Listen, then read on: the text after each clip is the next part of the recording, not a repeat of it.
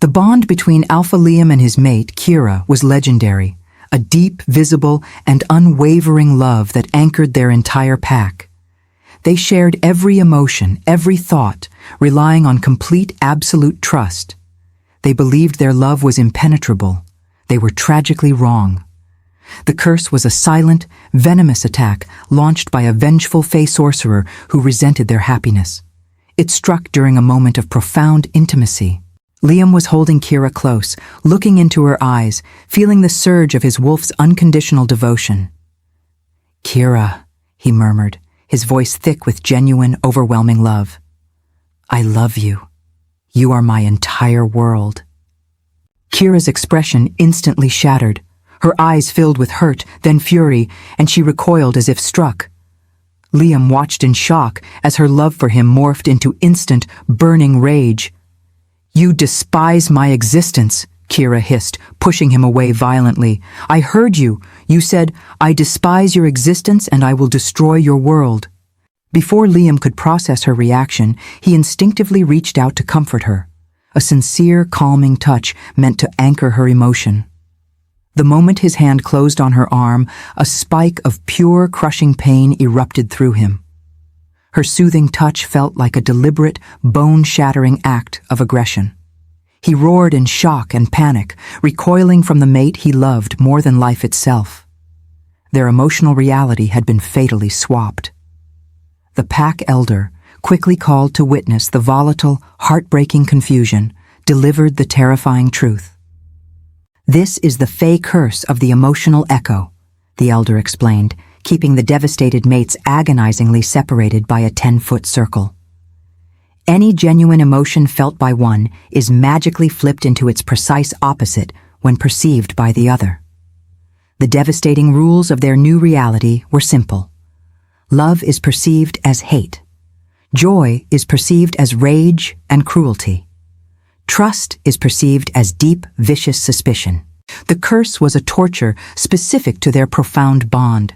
The stronger their true love grew, the more violent and hostile they would appear to each other. They could no longer speak words of comfort or offer a reassuring touch without risking a full-blown emotional and physical war. "If this continues," the elder warned, "your souls will become convinced that the other is your greatest enemy, and your bond will sever forever." The only cure is the mirror of truth, a relic that can reverse magical distortion, but it is hidden in the dark, dangerous cave of whispers. They must travel together, in agonizing proximity, learning to navigate a world where their every sincere feeling is a hostile, terrifying lie to the person they rely on most. They must find a way to communicate the truth of their enduring love, without ever speaking a kind word. We are diving into a story where the deepest expression of love is perceived as pure hatred. Welcome to Lily's Heart Tales. Tell me, where are you watching from? If you're ready to watch Alpha Liam and Luna Kira fight against a love that sounds like war, then hit that subscribe button. Chapter 1. The first hours under the cursed echo were defined by agonizing failure. Alpha Liam and Kira retreated to their private chambers, a place that had always been their sanctuary, which now felt like a psychological minefield.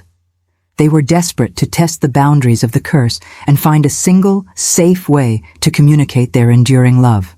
Kira, fighting the intense residual feeling of loathing and suspicion that Liam's genuine love had inflicted, decided to try a non-verbal gesture of comfort. She spent an hour meticulously preparing Liam's favorite meal, a rare, slow-cooked stew seasoned exactly how he loved it, a sincere, silent act of devotion.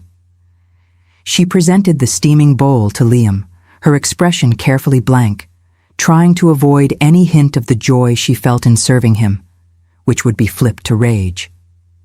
Liam looked at the meal, and the curse immediately twisted the gesture. He didn't see an act of love. He perceived the meticulous care, the exact seasoning, and Kira's blank expression as a calculated, sinister intent. His curse-affected mind translated her devoted gesture as a deliberate, methodical attempt to poison him. He perceived the familiar scent not as comforting spice, but as the metallic tang of toxins, designed to leave him weak and susceptible to a rival attack. The perception of betrayal was absolute. Liam's eyes, filled with genuine panic, which was not flipped, only the emotional sources flipped, locked onto Kira. He violently slapped the bowl from her hands. The stew hit the stone floor with a crash, splattering hot liquid everywhere. "Get out!" Liam roared, standing in a dominant, territorial stance, his wolf surging forward with fear-fueled aggression. "I know your game. You think I'm so weak I won't taste the betrayal?" Kira stood frozen, reeling from the sudden, aggressive outburst. She realized her simple, sincere act of kindness had been perceived as a mortal threat, an attempt at murder. The failure was crushing. They understood the new, terrible rule. Sincere kindness is perceived as deadly intent. They spent the next few hours in a tense, agonizing silence, communicated only by frustrated, silent tears, and the slow, agonizing realization that every instinct they had relied on, every loving gesture, every word of comfort, was now a weapon aimed directly at the other's heart. Their bond was active, powerful, and now fundamentally broken by the venom of reversed emotion. The shattered remains of the stew bowl became the symbol of their failed affection. In the ruins of their attempted comfort, Liam and Kira realized they had to communicate using the very elements of hostility the curse demanded. They sat opposite each other, establishing the painful, counterintuitive rules of the new language. "If I say something negative, you will perceive it as neutral or calm," Liam stated, his voice flat. "If I express disdain, you hear calm logic." He tested it. "I don't need you here." Kira's curse-affected mind registered the sound as a tone of stable reliance. She felt a wave of relief, perceiving, "I rely on your presence to solve this." She answered with a required lie. "I wish you would fail." Liam perceived her statement not as betrayal, but as a neutral, factual observation. "I need you to maintain vigilance." They had found a fragile, agonizing channel of communication. The physical language was even harder. To convey a warning, a sincere desire to protect, they found they had to resort to simulated aggression. Liam noticed a loose ceiling tile directly above Kira. His first instinct, the real impulse of fear, would be heard as hatred and paralyzing suspicion. Instead, he picked up a nearby ceremonial dagger and threw it toward her head, aiming deliberately to miss by inches. Kira instinctively flinched, but the aggressive action, a simulated attack, was perceived by her curse-affected mind as a powerful, nonverbal warning signal. She looked up, saw the loose tile, and quickly moved, just as it crashed to the floor. The physical act of apparent violence had saved her life. They cemented the second, cruel rule. Simulated aggression is the highest form of physical care. Their bizarre interactions, however, did not go unnoticed. Mara, a sharp-eyed, ambitious beta who had secretly harbored resentment toward Kira and coveted Liam's alpha status, began watching them. Mara had always found Kira's presence overly soft and commanding. Now, she saw the Alpha and Luna confined to their chambers, shouting insults, "I wish you would fail," and witnessing Liam violently throwing a weapon at his mate. Mara saw the shattered stew bowl, the constant emotional distance, and the visible anger. She was utterly convinced the powerful mate bond had finally fractured under the stress of leadership. Their love wasn't strong. It was dissolving into mutual hatred. Mara quickly began using this observation to her advantage, quietly spreading rumors within the pack that the Alpha and Luna were no longer fit to lead because their volatile, hate-filled bond was actively destabilizing the territory. The curse had not only separated Liam and Kira, it had created the perfect environment for a coup, aided by the lies they desperately needed to tell. Chapter 2. Their journey toward the Cave of Whispers was a torturous exercise in maintaining emotional distance. Liam and Kira walked 10 feet apart, conversing in clipped negative sentences, the constant need to lie and feign disdain wearing down their mental reserves. The forest was tense, reflecting the volatile chaos of their internal state. The ambush was swift and unexpected, launched by two rogue shifters attempting to steal pack supplies. The immediate threat demanded the seamless coordination that had once defined their partnership. A rogue shrieked, charging Kira from the left. Liam, whose true unconditional love for his mate surged instantly to the surface, reacted with lightning-fast protective instinct. He lunged forward to place his body between Kira and the attacker, ready to take the blow and defend her. But the curse weaponized that pure, selfless love. As Liam's powerful body moved to shield her, Kira's curse-affected mind registered his move not as defense, but as a rage-fueled attempt to crush and dominate her. His eyes, filled with protective focus, appeared to her as burning resentment and hatred. She perceived his intent as a desire to violently pin her down, not to save her. Overwhelmed by this wave of devastating perceived hostility, Kira instinctively fought back against the person trying to save her life. She channeled her pure, defensive pack energy and shoved Liam away with immense, uncharacteristic force. "Don't touch me! Get away!" she screamed, believing her mate was attacking her in a jealous, rage-filled frenzy. The sudden, unexpected rejection threw Liam off balance, allowing the rogue shifter to slip past the now-separated mates. Liam, reeling from the sudden physical rejection, didn't perceive her action as defense. He perceived her violent push as a sign of deep-seated, cruel hatred, joy, right arrow, rage, cruelty, confirming the curse's lie that she was disgusted by his touch and wished him harm. They defeated the enemies, but the cost was immense.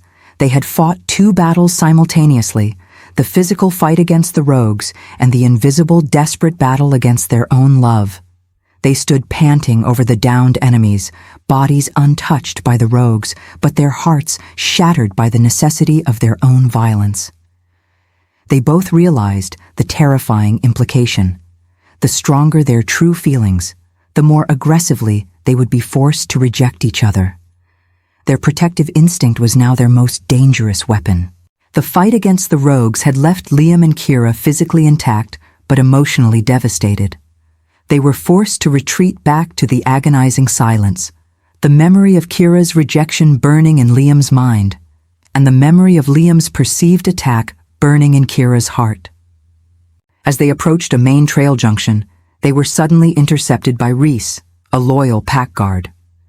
Reese was clearly on patrol, but his presence here, far off the usual track, suggested that Mara had succeeded in spreading doubt about the Alpha's safety and coherence. Reese's eyes, wide with concern, searched for signs of the volatile hatred Mara had described. Liam and Kira realized the devastating trap.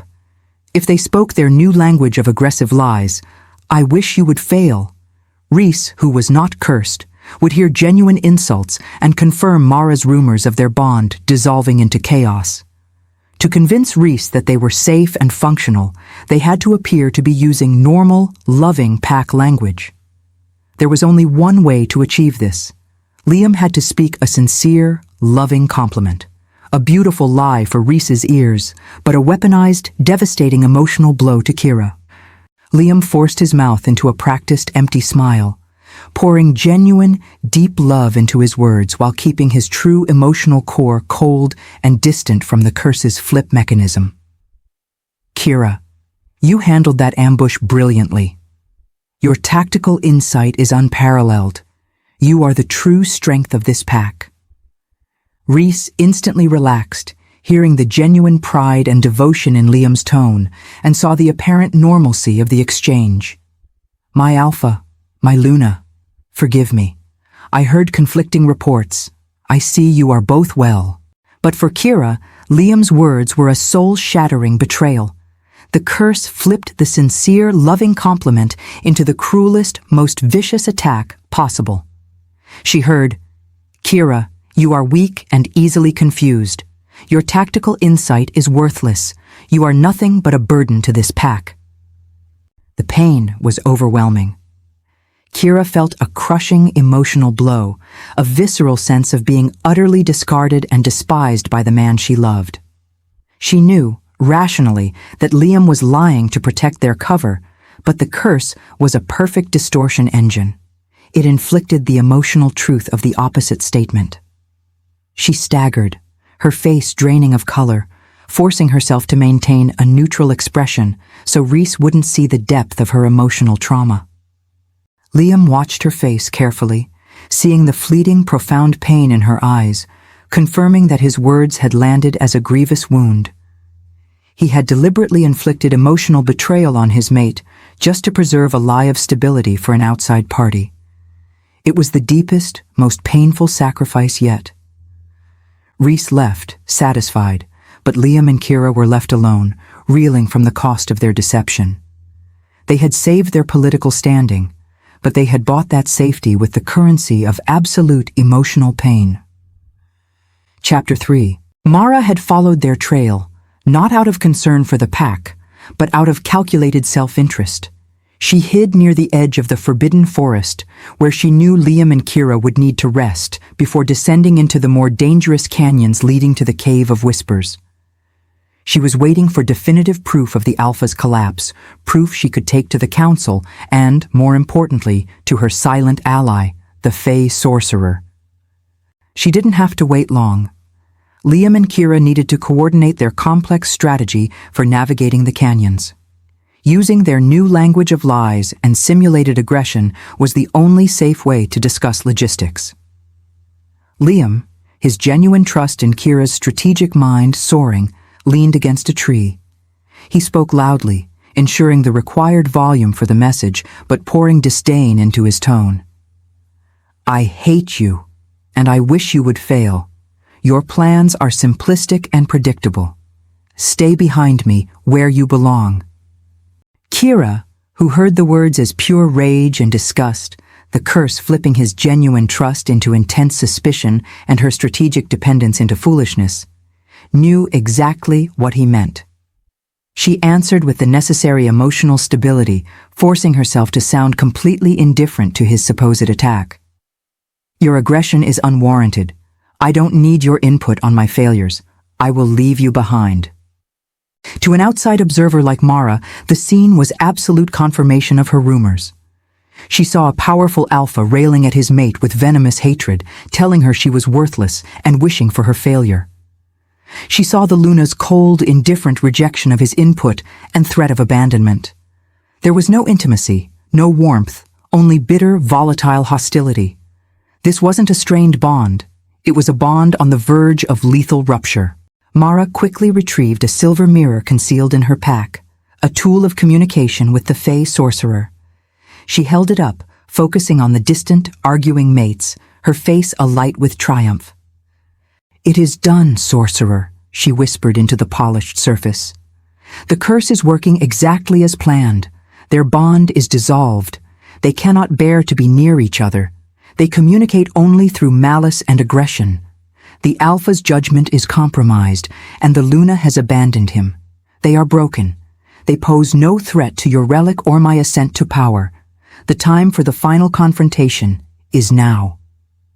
Mara concealed the mirror and melted back into the shadows, leaving the Alpha and Luna to continue their agonizing charade, completely unaware that their successful communication code had just been misinterpreted as the total failure of their love, triggering the final trap laid by the Fae. The necessity of communicating through vicious lies had drained Liam and Kira completely. They were mentally exhausted from constantly translating their true feelings and bracing themselves for the emotional pain of the perceived rejection. Now, with the threat of Mara's surveillance gone, they were forced to confront a darker truth. Their internal state was as dangerous as their words. Liam and Kira needed to close the distance. They were entering the dense canyons, and their survival depended on the close, protective teamwork they once shared.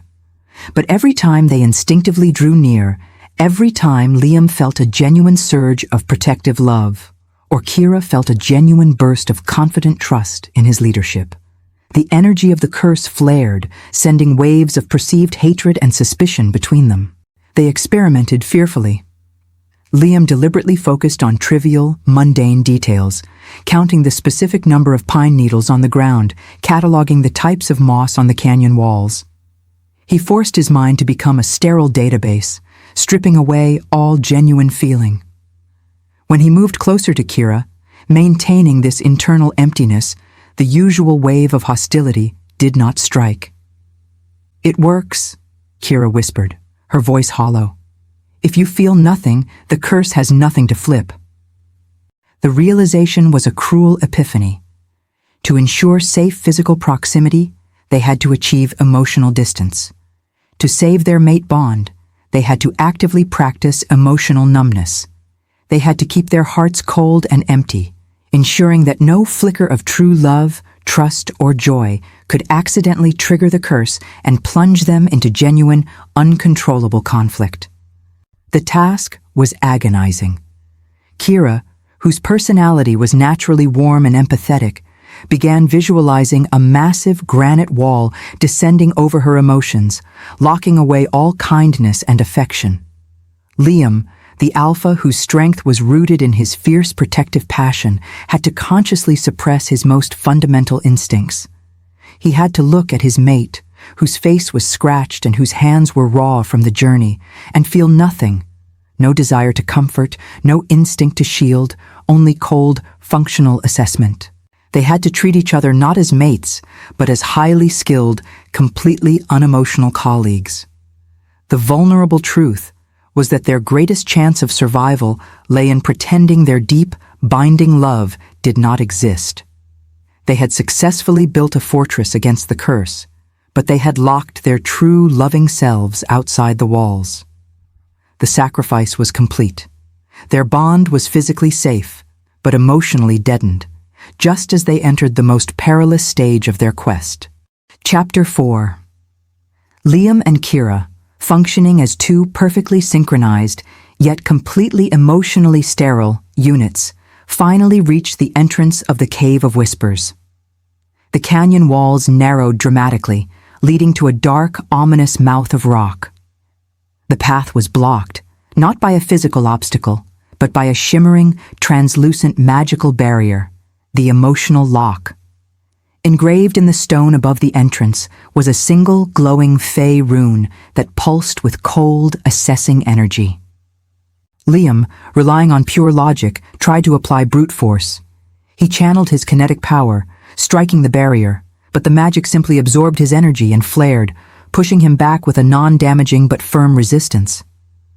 "The magic isn't physical," Kira stated, her voice flat, stripped of the curiosity and wonder she usually possessed.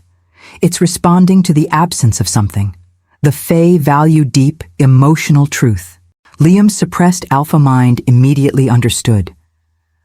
The ward was designed to be opened only by an expression of genuine trust and vulnerability between the two mates. The ultimate irony: to get the cure for their emotional block, they had to break the very emotional numbness that had kept them alive for days. "We have to speak the truth," Liam muttered, his voice devoid of emotion. "We have to express true trust in the other's intent." Kira flinched, even with her emotional walls up. They both knew the result of speaking truth. If Liam said, "I trust you with my life," Kira would hear, "I suspect you are trying to murder me." The subsequent flare of hostility would not just repel the barrier, it would shatter their fragile mental peace and send them spiraling into the hostile, rage-filled confusion they had fought so hard to contain. They stood at an impasse, their survival hinging on a painful choice. They could maintain their emotional distance and safety, allowing the Fae Sorcerer to trap them outside, or they could speak the required truth, breaking the barrier but flooding their bond with the catastrophic venom of the curse one last, devastating time. Their cold, sterile language of logic was useless against a lock that demanded the raw, burning sincerity they could no longer safely share. The emotional lock hummed ominously, waiting for the expression of trust they could not afford to voice. Liam watched the pulsing rune, his mind calculating furiously. He couldn't speak the truth, and he couldn't afford the rage that came with it. There had to be an emotion the curse couldn't flip, an honest, primal signal of vulnerability that required an immediate protective response but couldn't be mistaken for affection or joy. He found the answer. Pain. Pain was a neutral, non-flipped emotion.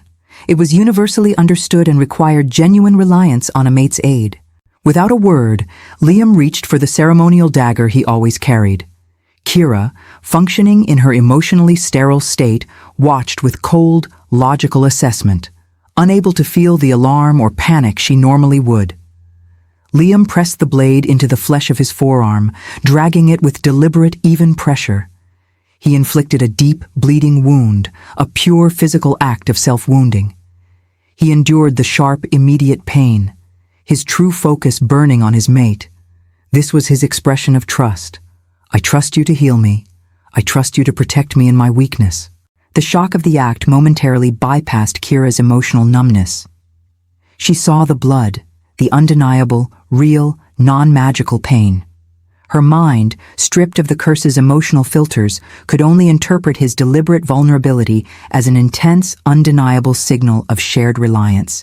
He is offering his weakness to me, her analytical mind registered, and trusting me to immediately secure the path and heal him. This is an act of absolute trust in my capability. Kira sprang into action. She moved not with emotion, but with the focused speed of a protector. She channeled her healing energy, pressing her hand over his bleeding arm. As she focused her power, the true intention, the genuine trust in her abilities that Liam had transmitted through the wound, interacted directly with the emotional lock. The magic of the bond, transmitted not through a tainted word, but through a shared physical necessity, resonated with the Fae rune. The shimmering barrier dissolved with a quiet hiss, revealing the dark, winding path into the Cave of Whispers. Liam, pale from the blood loss but victorious, looked into Kira's eyes. She didn't return his look with love or hatred, but with a gaze of intense, clinical reliance, the only safe expression of their survival. They had used physical sacrifice to communicate a truth that words could not touch. The cost of entry was a piece of his flesh, proving that their bond had to rely on painful sacrifice to exist. Chapter 5. The Cave of Whispers was a winding labyrinth of dark, echoing tunnels, forcing Liam and Kira to stay in dangerous close proximity. They moved silently, Liam's bleeding arm a constant reminder of the price of their survival. The air was thick with ancient, distorting magic, making their need for emotional numbness absolute. They finally stumbled into a vast, naturally lit cavern. In the center, mounted on a pedestal, was the solution to their torment, the mirror of truth. But the cure was guarded. Standing directly before the mirror were the two architects of their pain, the Fae Sorcerer, gaunt, shrouded in shadow magic and radiating cold contempt, and Mara, dressed in formal pack attire, her face a mask of triumphant righteousness. How touching, the Fae Sorcerer purred, his voice echoing with wicked delight. The mate bond, so weak it requires self-mutilation to function. You look exactly as I predicted, broken and hostile. Mara immediately stepped forward, pointing an accusing finger at Kira. Alpha, look at her. She is stained with pack betrayal. I witnessed their hate-fueled exchanges. I heard the insults. And look now. She is not tending your wound. She is ignoring your sacrifice. She hates you, Liam. She is here to shatter your authority and deliver you to ruin. The sight of Mara's treachery, coupled with the immediate confrontation, caused Liam's true emotion, a surge of protective anger at the betrayal, to flare. The curse instantly flipped it. Kira saw his eyes flash, perceiving the powerful surge of his alpha essence as pure, directed malice and cruelty. She flinched, reeling from the sudden, powerful wave of emotional abuse, despite knowing the truth. The Fae Sorcerer watched their agony, savoring the instability. He tapped the pedestal. Enough. The charade ends now. The mirror of truth will only shatter and release its curative energy when confronted with an absolute singular truth that defies the emotional distortion of my curse. He fixed his cold eyes on Liam. Alpha, you have one final choice.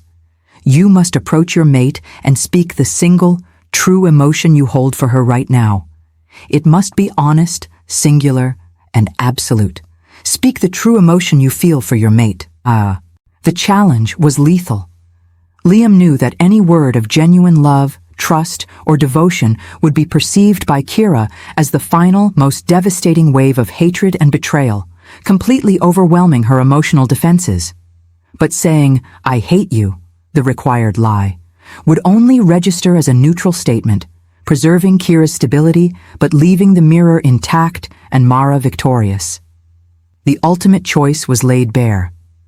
Inflict the maximum possible emotional pain on the woman he loved, or condemn them both to eternal, agonizing separation. The weight of the Fae Sorcerer's challenge settled heavily on Liam. His mind, which had spent days operating in cold, sterile logic, was now faced with an unsolvable paradox. Speak the lie to spare her, or speak the truth to save them. He stared at Kira, whose expression was a perfect defensive mask of emotional numbness, bracing herself for the final onslaught. He looked at Mara, standing beside the sorcerer, her face taut with anticipation of Kira's inevitable, humiliating collapse. Liam knew that if he spoke the required lie, "I hate you," Kira would register a neutral statement, preserving her sanity. But the mirror of truth would remain intact. Mara and the sorcerer would win, and the separation would be permanent. If he spoke the truth that burned in his soul, it would be catastrophic. The curse would flip his pure love into pure, perceived hatred and betrayal, striking Kira with a final devastating emotional blow that might shatter her mind entirely. He made his choice, realizing the truth had to be stronger than the curse's distortion. The only way to prove their love was by accepting the ultimate sacrifice, inflicting the final necessary pain. Liam took a single, agonizing step toward Kira, his eyes locked on hers, not with the sterile detachment they had practiced, but with the raw, devastating sincerity he had suppressed for days. He channeled every ounce of his protective instinct, his devotion, and the searing, fierce power of his mate bond into two final words. "I love you," Liam roared. The sound tore through the cavern. The sheer, unmitigated truth of his love hit Kira like a physical impact.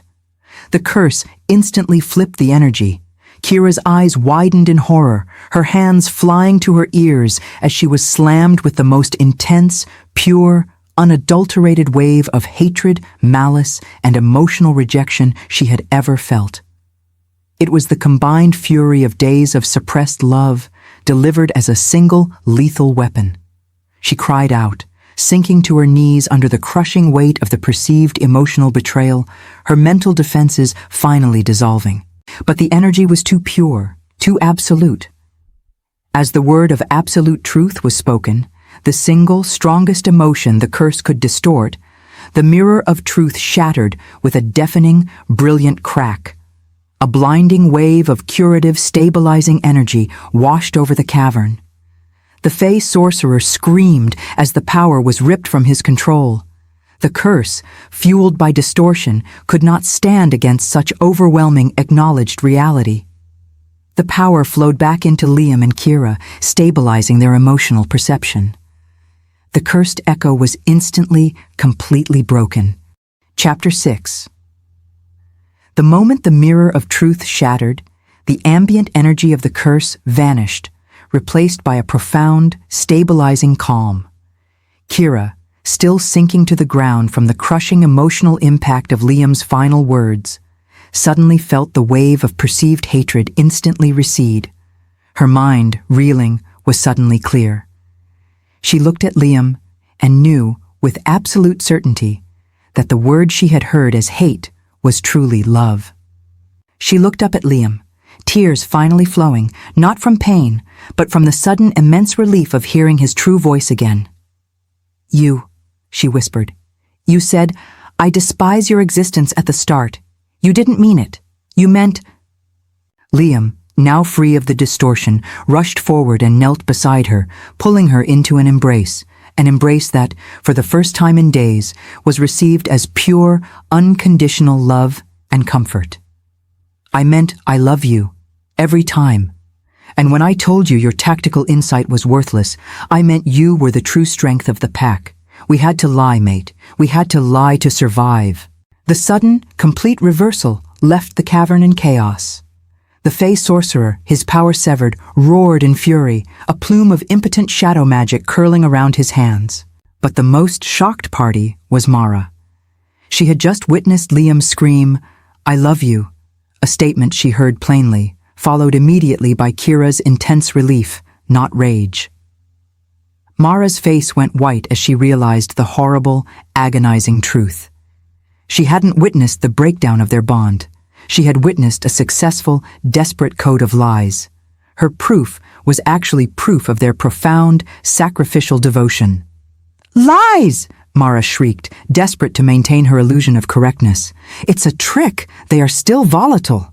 Liam stood, pulling Kira up and holding her securely against his side, their combined alpha presence instantly restored and unified.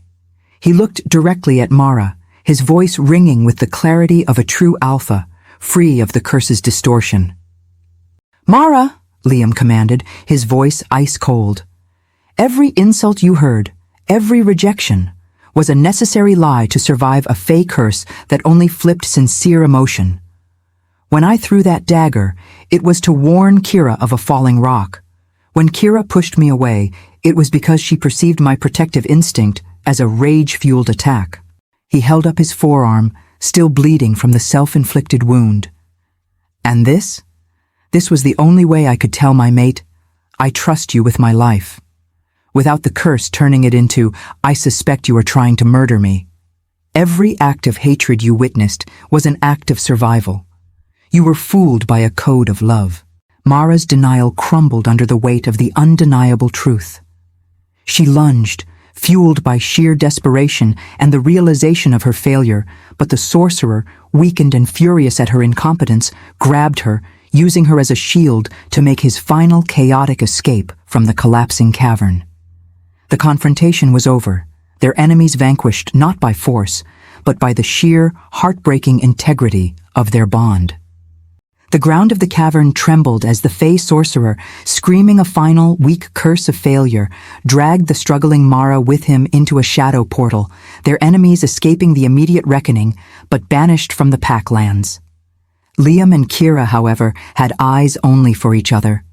The silence that settled over the cavern was profound, restorative, and glorious. They were free. Liam immediately wrapped Kira in a genuine embrace, a tight, fierce hug that, for the first time in days, transmitted pure, unadulterated love and relief. Kira clung to him, inhaling his true, calm, alpha scent, her body relaxing from the defensive tension it had held for so long. "Kira," Liam murmured, his voice thick with emotion, "when you shoved me away during the ambush, I perceived pure hatred. I thought you despised my touch." Kira pulled back slightly, her expression heartbroken. "And when you complimented my tactical insight to Reese, I heard the cruelest insult, that I was a worthless burden. I thought you truly despised my mind." They stared at each other, realizing that every act of perceived cruelty had been an act of desperate love, and every perceived rejection had been a desperate act of self-preservation. Their bond hadn't just survived.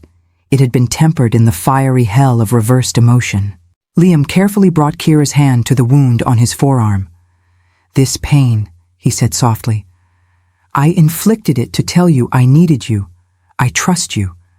And when I screamed, 'I love you,' it was the only way to save us, even though I knew the curse would make you hear the deepest hate." Kira leaned forward and gently kissed the wound, a kiss that was received as a gentle, tender comfort. "The truth of your heart was stronger than the magic of your words. Our love was truer in the silence and the pain than it ever was in easy speech." The immediate danger was gone, and the cure was active. Their first true action as uncursed mates was to sit together and simply talk, recounting every false betrayal, every perceived cruelty, meticulously detailing the code of lies that had saved them. The process was painful, but every admission of perceived hatred was instantly replaced by the reality of enduring devotion. They rose from the cavern floor, hand in hand, their mate bond shining with a new profound clarity forged by the necessity of proving love through sacrifice. They had entered the cave of whispers, broken by a lie. They emerged unified by a painful truth. The epilogue. Liam and Kira emerged from the canyons, their hands clasped tightly, the scars of the ordeal visible, Liam's bandaged forearm and the faint residual shadows of pain around Kira's eyes. They returned not just as Alpha and Luna, but as mates who understood the devastating power of words and the profound value of unspoken truth. The pack was in chaos, divided by Mara's destructive rumors.